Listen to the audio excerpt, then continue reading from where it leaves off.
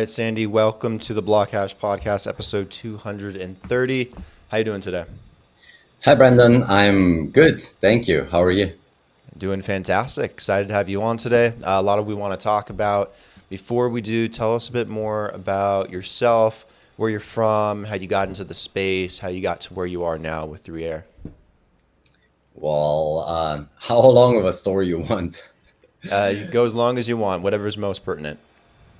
Let's say it like this, that I was a really sick kid, and I guess like because of this, I wasn't really good at sports. So was mostly at home behind my computer. My computer career started with six, I guess, when I got my Commodore. And Since then, I'm kind of in love with computers, and I was always doing something with computers. So although I didn't study anything with the computers, so my background is in economy. I always did some projects, and learned a lot of stuff. I also a full stack developer. Did some software development also on blockchain.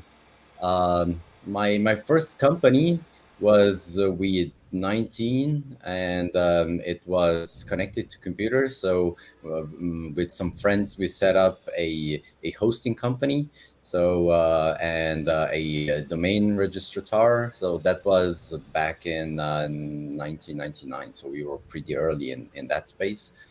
And then I've done a lot of things, some with management. Always it was always connected with computers. Um, so in the meantime, I actually got involved with sports, something that I was not able to do before, and I got pretty deep into it. I actually owned a gym in between, and made a lot of education also on the functional medicine side. So I've been doing this part time for the last few years. Also, just it helped me so much, so that I actually wanted to learn it, so that I can help also other people with it. And I changed quite a lot of lives on that front. But the last 2 years, I'm like really 100% in crypto. Once I learned about it, I was so amazed, and tried to learn everything about it there is. Yeah, that's kind of. I think it was short enough, right? Yeah, it's pretty good. What was your first experience like with blockchain or crypto? It was through a project that was basically connected to partly to gaming, and it was for I knew a lot about computers already, but I didn't know a lot about blockchain when I joined that project. So it was like creating a wallet, and then you get the seed phrase, and I was like, okay, I just a password, right? So I'll recover that one later on. So of course that didn't happen. So I think that was the first trigger that I said, like, I really need to learn something about that one. Nice. Was there anything in particular that inspired you to want to do something with broadband Wi-Fi connectivity and blockchain? You know what? That's another story. That I'm from Slovenia originally. Right now living in Dubai for a bit over a year, and the tech that we are working with is actually Slovenian. So it's been developed there, and some of my friends actually run it. And we were talking about stuff that's been troublesome for them, and that's mostly connected to payments, because Africa isn't really easy to do payments, and also some identification stuff and so on. And then we were just talking. I was just like, guys, I think you need to look into crypto. So then we were starting to explore how that could help. And man, just then the whole world opened up, and that's how I got excited about it. And I was I like to travel. I like to travel a lot, and Africa did make an impact on me. I think Africa was by far the worst in regards to connectivity that I've been to, and actually, whatever part of Africa I went was really not good compared to. And when I was, also Asia and those countries that are still considered like the emerging economies and so on, but they have by far better internet connectivity than Africa had. So I also thought, yeah, sure, that's something that I would like to get involved in. So the technology was sound, the team behind it was really good, and I did feel that we can make a big difference. So that was something that was of interest. Nice. So tell me more about 3Air and how you guys are taking, Wi-Fi, broadband, connectivity, all this stuff that you guys are doing and combining it with blockchain and what the end goal is. What are you guys trying to accomplish? Yes, as I mentioned, it started with payment issues. So, and there is also a kind of, let's say, I don't know if I can say it's a funny story. Maybe for us it is, but there it wasn't. Um, so our tech is right now operational on our testing ground in Sierra Leone, and Sierra Leone is considered and is probably one of the poorest countries on earth, probably. So banking is almost non-existent there. Forget credit cards and so on. So everybody is coming and paying with cash. So you go to pay with cash each month for your monthly internet subscription, and that's kind of burdensome, right? So for everybody, for you that need to go there, and also for us that we need to serve each client each month, and we wanted to make it a bit easier for them. So we just we had two guys going around on a moped and just collecting the money, and we just did it first Monday each month, first Monday. And yeah, it went like two times like that, and on the third time they were robbed. And this is right now the guys are still going around, but just we cannot say when we're coming.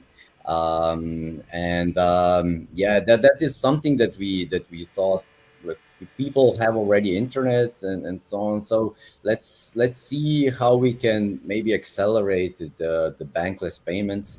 So that's how it started, I guess. uh, Blockchain, crypto in itself started from that on.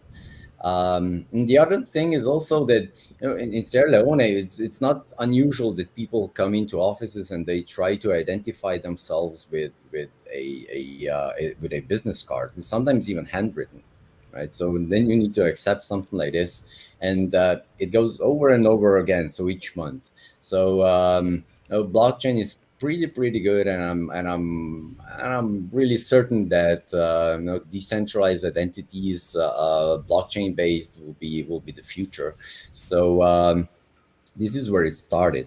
And of course, our tech, what our tech actually does is we set up base stations, and we can provide broadband without laying cables. So from those base stations we can actually beam a steady broadband stream to around 50 kilometers of radius. We can connect up to 15,000 people on per base station, and yeah, we can go up to 1 gigabit per second.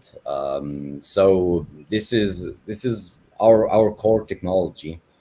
Um, but there are also some other issues, So the problem there is it's still right now in Sierra Leone, it's still too expensive because Sierra Leone is one of the poorest countries. So we were thinking, okay, let's see how we can maybe implement a mesh system that would allow for even broader distribution of internet.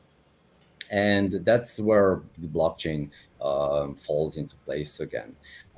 So we do set up some access points that users can run it by themselves. So it's kind of a form of bandwidth sharing.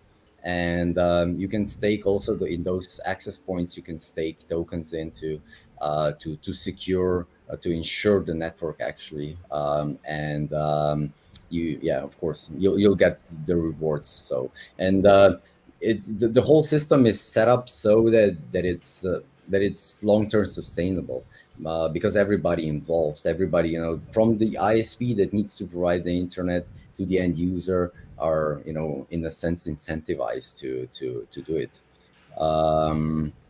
And of course, there are 1.3 billion people in Africa. Broadband penetration right now in Africa is below 1%. So Hmm. literally imagine it's below 1%. So 99% of people don't have access to broadband there. And that's a huge user base, and it's a huge impact that we think VR will have.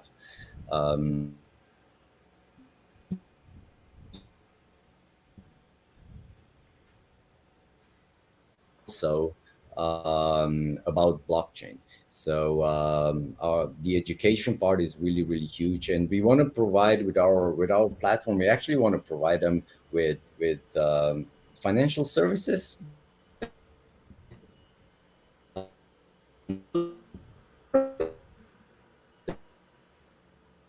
so this is, the impact is huge that we are having there. That's our mission, really, to change.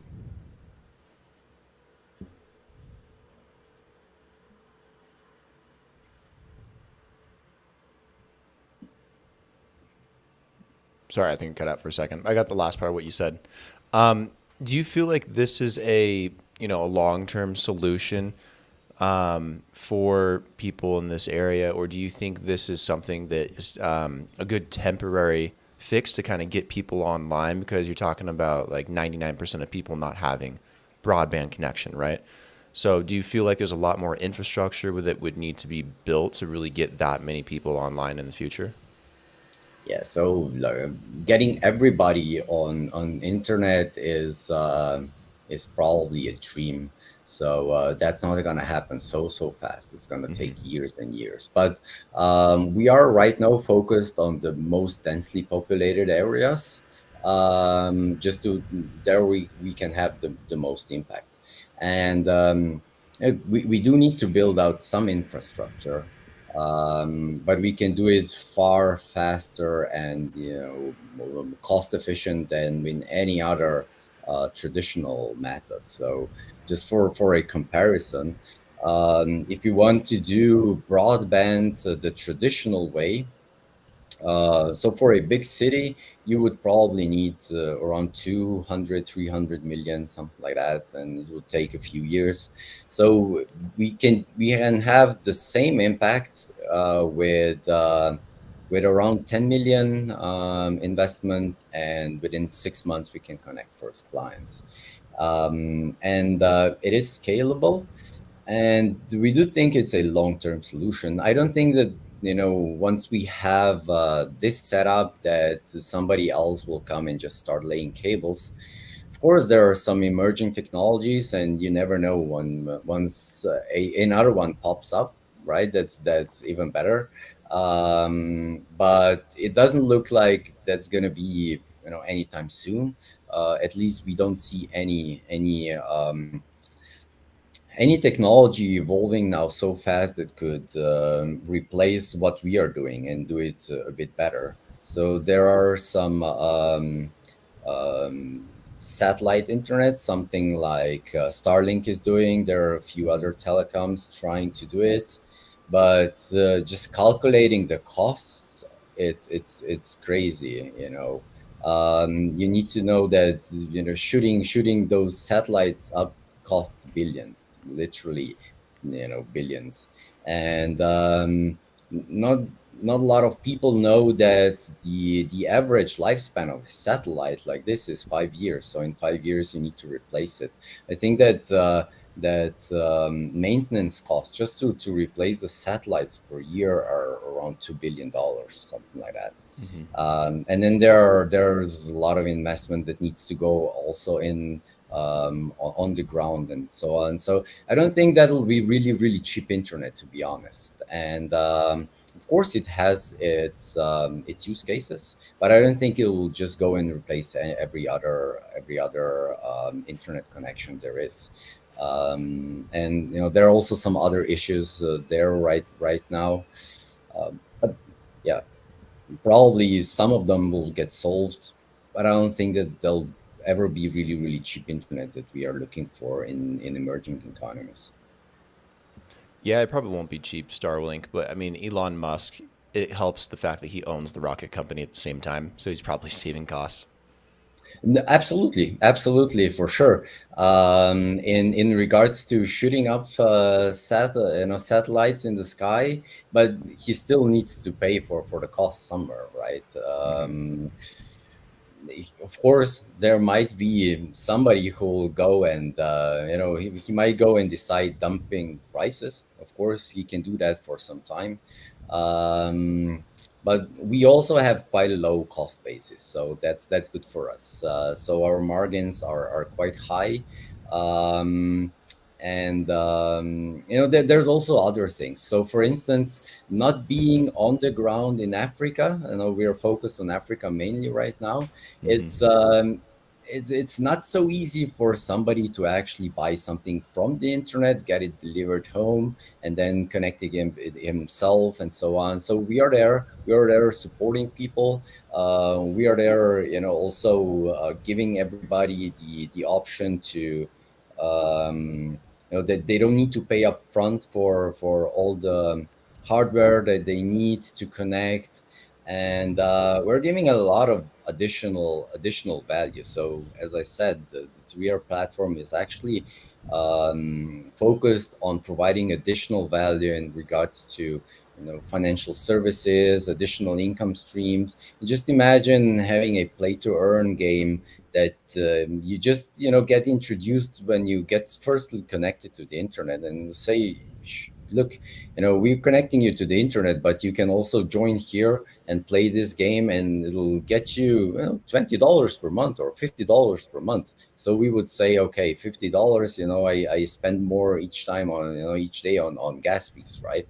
But for somebody who has 150 or $250 monthly income, $50 is like game changing, having additionally, so it's I think those additional services that we offer will take will bring a lot of additional value. And this is something that probably Starlink, for instance, won't be doing. Yeah, exactly. Tell me also a little bit about you mentioned incentivization for people that run the access points. What does that look like through blockchain? There will be pools that are connected to the access point. So don't think about this in a sense of running a validator node or something like that, because it's not a validator node. Hmm. But it will be there to ensure the hardware. So we'll be providing the hardware to the users.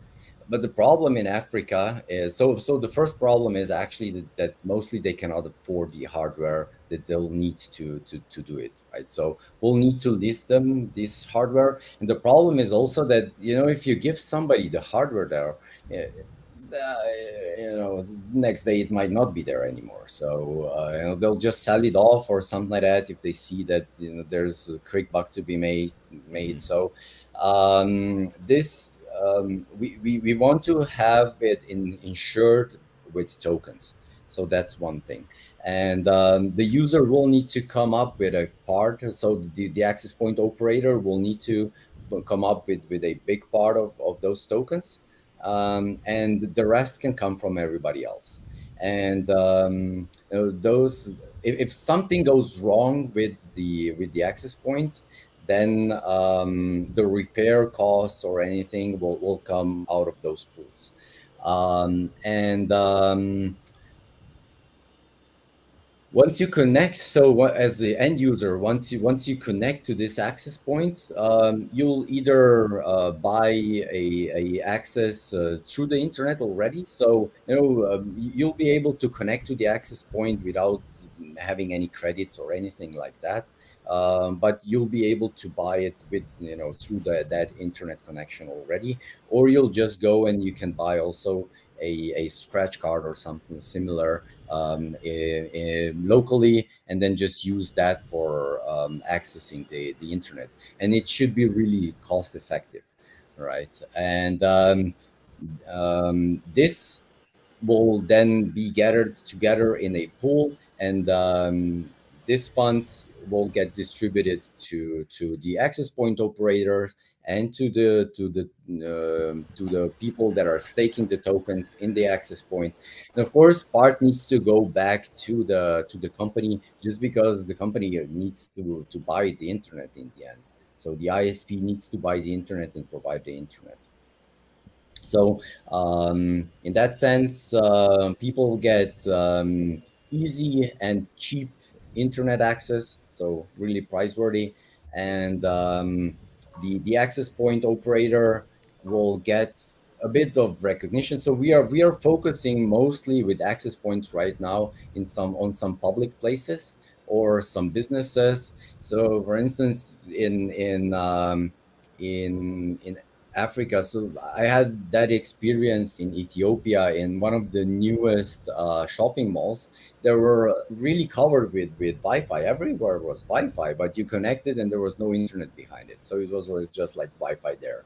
Um, and this is right now what we're focusing on. So just to have some public places covered, and um,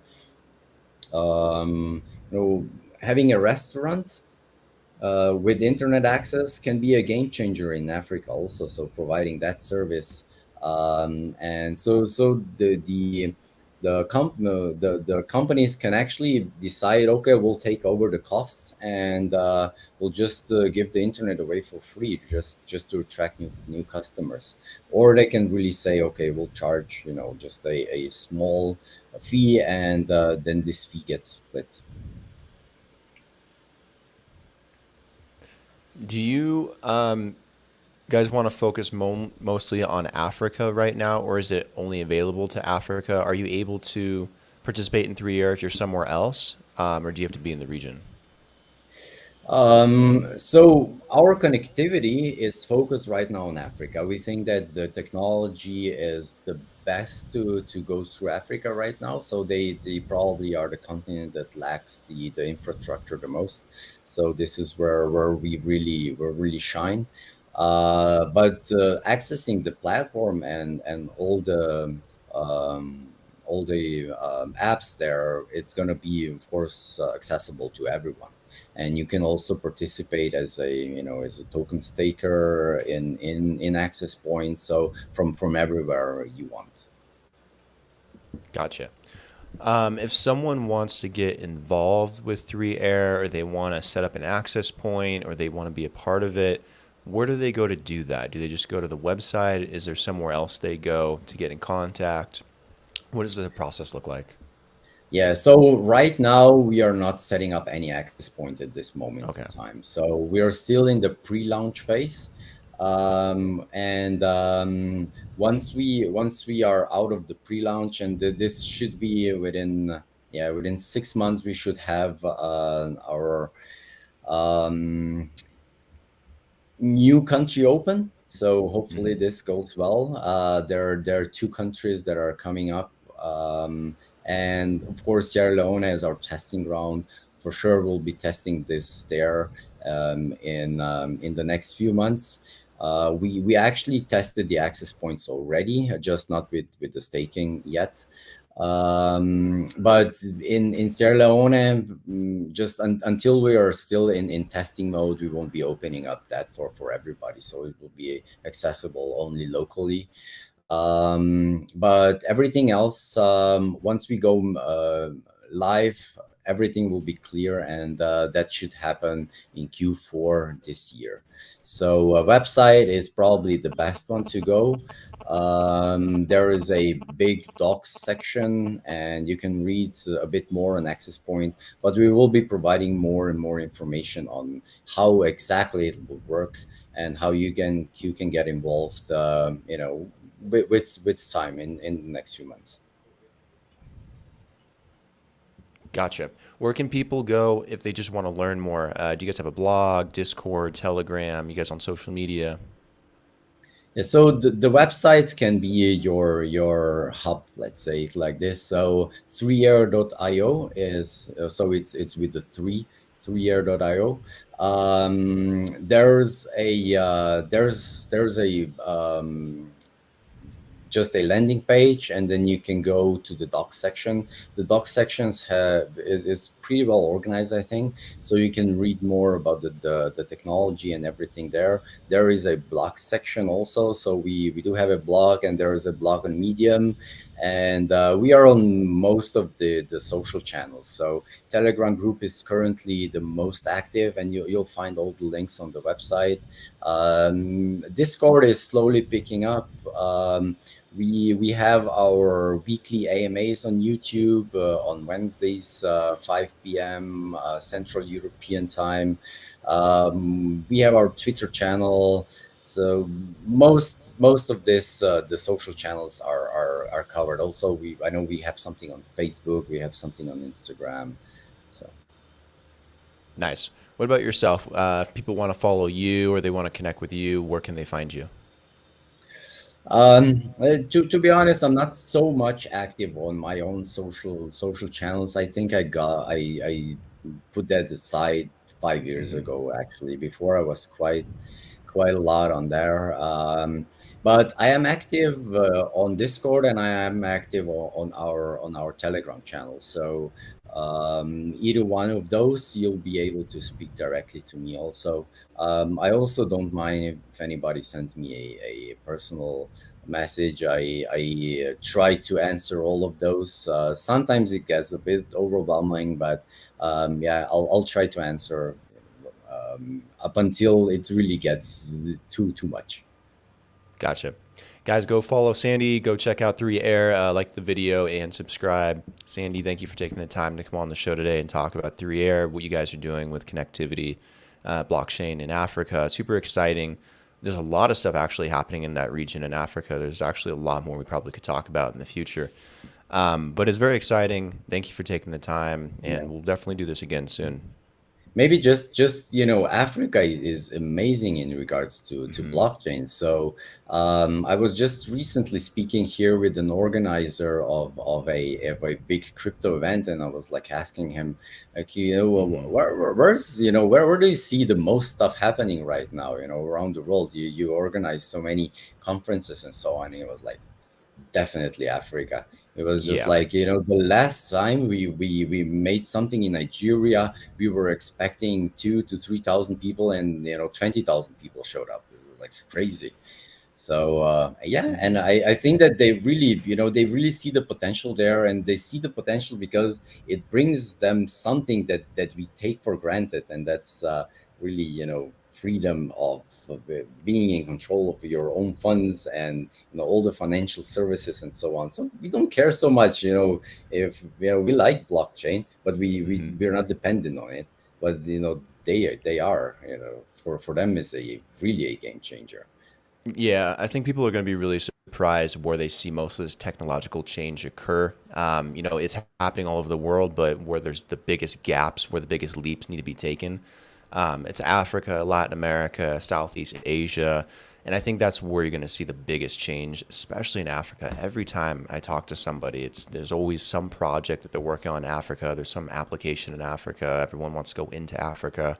So I think that's going to surprise people where the continent goes in the next 10, 20 years, especially with the tech.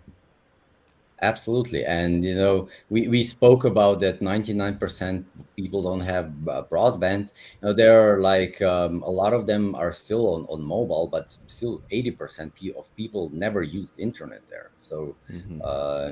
there is such a huge potential for every project there. And we'll be the one Exactly. bringing them online. Well, excited for you guys' impact on it. It's very cool, very exciting. I'm going to keep a close eye on it, but we'll wrap it up here. Sandy, thank you for the time. Really do appreciate it. Thanks, Brandon. Thank you. All right. See you later. Talk soon. Bye. Bye.